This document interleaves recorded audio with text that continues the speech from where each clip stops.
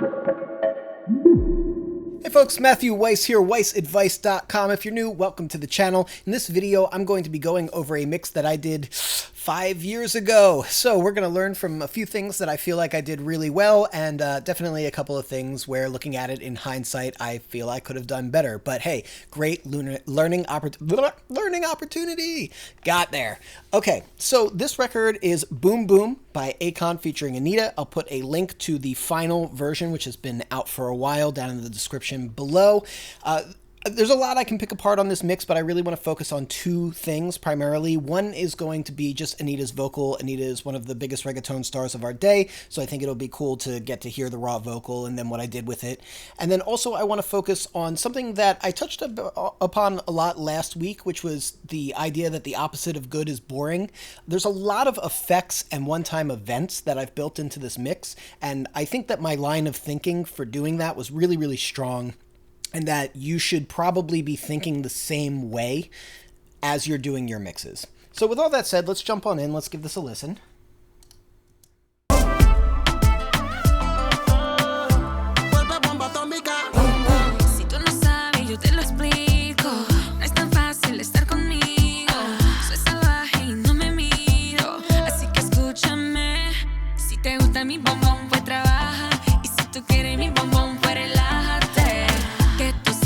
Bueno, la causa y efecto de este movimiento. I like my boyfriend sexy, always saying que rico. Booty's way big for me to carry, but she no speak my lingo. Colombiana, dominicana, Brasileña, venezolana, mixed with a little bit of Africa, but she living in America. boom boom.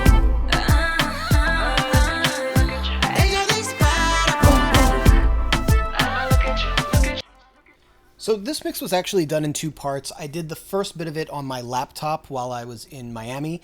That's where I set up a lot of the one-time events and effects that we're going to be going through. And then I brought it back to my studio, which was in a different location at the time. It wasn't quite as good acoustically, and that's where I finished the mix out, doing the more kind of technical stuff, the frequency balancing and things like that. Just an overall picture of the mix. You know, I think it's pretty good. I really like what I did with the low end. I think Anita's vocal sounds good. Khan's vocal on this might not have even been the total final for Khan's vocal, actually. He sounds a little receded. And then I do wish that some of the like pluck synths and guitars and things were a little bit more firm in the mix, just holding down a little bit more of that mid-range. It's a very open sound, which is not terrible, but just a little bit more of the color from the instruments. I think I would have been happier, just as general overview of things. But overall, pretty darn good. Now what I want to do is just kind of point out all of these sort of one-time events and moments and effects that are kind of being worked in and out of different parts of the record. I could even go back to Khan's vocal in the first verse. Like, it starts with a reverse reverb just to kind of bring in the record. Alright, so we get this as like a little transition from intro into the first verse. And then there's two sections to the verse. There's like a verse subsection A and then a verse subsection B. And one of the things that I really think you should always consider when you're doing your mixes is, do you want the entirety of a verse to sound the same, or do you want to incorporate little bits of variation and build through the course of the verse in order to keep things more interesting? I tend to prefer the latter because we really want to be fighting that war for the end listener's attention and winning that battle. Now, when we get to the end of the first part of the verse, going into the second part of the verse, really listen to the textures and effects that are around Khan's vocal. De cada movimiento, voy con todo, ni lo pienso, afino labio y el tono, then I said to her. Now, you might not notice because I think I was a little bit too subtle with some of this stuff, but there's a lot of sort of science fiction-y, weird, glitchy sounds and robot-y textures that are going on, and that's very deliberate. When I'm thinking of how I'm going to create interest to the sound and progress through things, I don't just do random stuff. My beacon for what I want to do comes from hearing the sound with a visual component. So I'll sometimes think about the music video, and in this particular case, I was kind of thinking like, okay, where would this record take place? Something kind of futuristic. There's a lot of EDM influence in this record. It's got unique sounds, these like hyper clean plucks mixed with this kind of dirtier bass tone, and just the references to an atomic bomb makes me think kind of science fiction-y. So I'm thinking like silver suits, kind of futuristic sounding. So when Khan's vocal comes back around, I created a sub-layer to it where I use a vocoder.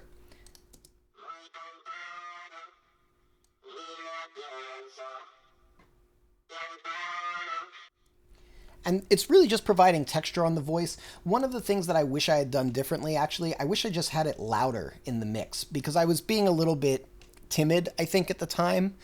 My working relationship with Khan was a little new. Mafio's a very established producer, so I was kind of trying to be a little bit subtle, but, listening back, I kind of wish that I had turned it up. I also have this really interesting textured delay going on here, right here. And it's got this bloop, bloop, bloop, bloop, bloop, bloop kind of sound. This is a standard delay, but it's being thrown through an Eventide DSP 7000, which is a very synthy kind of multi-effects unit. And I believe that this was a variation of a preset called Biomechana, which does some like quick pitch shifting and phasing and creates this really weird glitchy noise. Again, I wish I had a little up louder and made it more of like a feature of the song, because this is really cool stuff, but I was being a little timid at the time. But I'm going to play it with it up, and you'll hear the idea, so that when you're doing this, you can start to think about this kind of stuff and be a little bit bolder with it and, creative. De cada movimiento, voy con todo, ni lo pienso, afino el labio y el tono, then I said to her. Like, it's really not that obtrusive even when it's turned up. Although I do understand where I was coming from, where I didn't want it to necessarily be distracting from the actual vocal line. Throughout this entire mix, there's all sorts of stuff going on. In the pre-chorus, I have Filter Freak automated on. It's sort of an EDM-ish build in the chorus, so that pops on. I didn't want to do just like the typical Waves 1 knob or just like a standard resonant low pass. I really wanted to customize it to give it a certain like sort of swooshy sound. I tend to like those. And some mild distortion over the record, so it's particularly unique. And then even like the way the pluck synths sit, I have a compressor automated so that the first couple hits that we hear are a little bit bolder. They have a little bit more punch. And then the second couple ones that we hear are actually a little bit more compressed, so they get out of the way of the vocal. This way it kind of goes like punchy, sits back, punchy, sits back. And that allows the ear to kind of digest the pluck synth at a louder level, while at the same time still being able to catch the vocal in full. I like my boyfriend sexy, always saying que rico. Booty's way big for me to carry, but she no speak my lingo. You don't even necessarily really notice it. It's just that what you don't lose is any sense of the vocal. The pluck never oversteps the vocal by keeping that change going. I mean, even simple volume automation probably would have accomplished something similar. So you don't have to get like super crazy with every automation choice. I just went with it that way because that's what I did. But even at the very end of this transition, I have a phaser that goes onto the guitar, and the only time in the whole song where this phaser shows up on this guitar is literally just this one single transition right here. Swear a little bit of Africa, but you living in America. And it just felt good, so I just rolled with it. The sub bass during that pre-chorus area, I have committed a verify effect, so when we get to the transition points, we get these little kind of glitchy moments.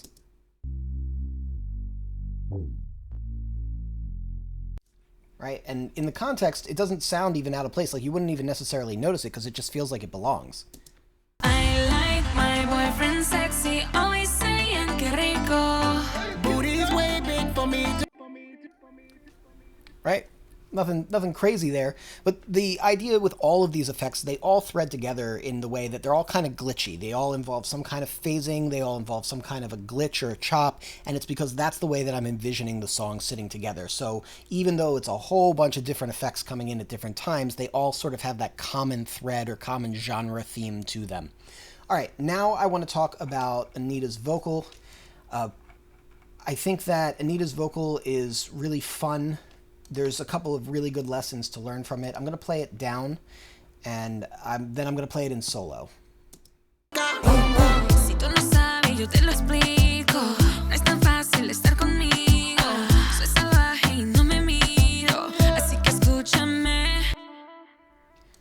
So in general, that vocal sounds pretty neutral overall, but like with a nice excited top end. It doesn't sound like it's overly bright or overly sibilant or there's any kind of like weird distortion in the top end or anything like that. But now check out what happens when I play it in solo. Si tú no sabes, yo te lo explico. No es tan fácil estar conmigo. Soy salvaje y no me miro. Así que escúchame. Si te gusta mi bombo. You really notice the sibilance in the top end of that vocal.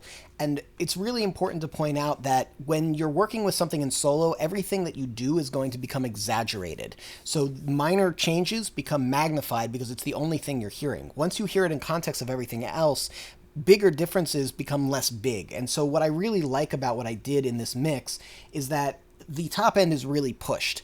And it's pushed in a way where it doesn't hurt the ear, but any more than that, it would feel overly bright or overly, like I'm walking that line. And I think it's really important to kind of push, be heavy-handed with our spices. Give the end listener something that's bold, a little bolder than maybe we expect. Now, that said, I do wish that I had preserved a little bit of the low mids and low end of her voice a little bit better. If I could go back in time, even if I were just to maybe like slap this little bit of bump to the low mids onto her voice, I do think it would sit better.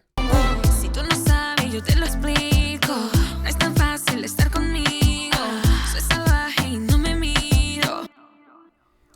I think that's just the result of experience and better monitoring, really, at the end of the day, and just being like very deliberate about trying to preserve more lower mid-range. If I go back to the original vocal and maybe take off some of these additional effects here, it really sounds like this. Si tú no sabes, yo te lo explico. No es tan fácil estar conmigo. Soy salvaje y no me miro. It's almost like somebody threw a moving blanket over Anitta's head and then was like, okay, let's cut. It's a very dark sound. And so if we look at my settings, I'm doing these big mid scoops, doing a fair amount of bump to the top end, some upper mid-range carving here, trying to keep it all in check. Then what am I doing next? Up more mid-range scooping, more low end being removed.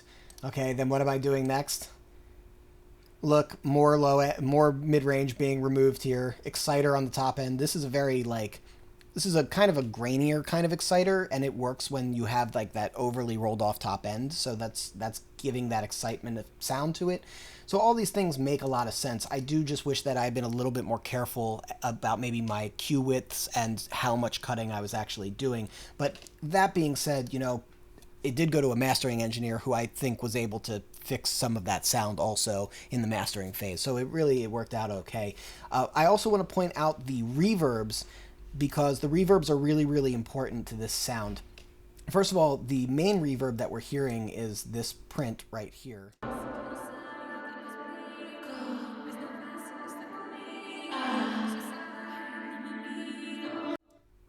And you hear that there's this like sort of continual washy delay coupling in with this reverb that's already kind of a little modulated. So it's creating this very dense, textured, windy almost reverb. And that color is really important to help the vocal feel like it's filling out space. This is another one of those things where it's like, I wish that if I could go back in time, I would just turn this reverb up a little bit, because I took the time to make this really great reverb. And if I turn it up just even maybe 2.5 dB, like it just makes things feel so much nicer. Let's also turn on the rest of the effects. Si tú no sabes, yo te lo explico. No es tan fácil estar conmigo. Soy salvaje y no me miro. Así que escúchame. Si te gusta mi bombón, pues trabaja. Y si tú quieres mi bombón, pues relájate. Yeah, I would say this is maybe just a little bit too much. So maybe like right around where I was saying like 2.5 dB, that really would have been the perfect sweet spot. And I think that's kind of true for like some of these delay throws too. When we get to this little transition point,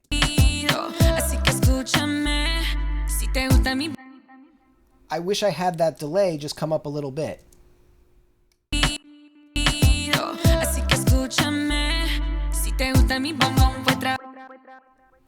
just pull the ear to that ear candy a little bit more and be just a little bit more assertive with it, right? Because everything that I'm doing is good. It's really like this little flanger on that delay, giving it like a little tasty kind of glitch effect that makes it make sense with all the one times. Like, it's good stuff. So, being bolder with these choices would have really improved my mixing then, and it's something that I've incorporated into my mixing now. So I hope that you guys have some good takeaways from this. If you have any questions about this record, like I said, the link for the record will be in the description, so you can check out the record and, we can discuss it further in the comment section. I'd be happy to hear from you. If you like this video, hit that like button. If you want to catch more videos like this, hit subscribe with the bell notification so you get notified. And you know what we say here at Weiss Advice. We are musicians, sound is our instrument, and I will catch you next time.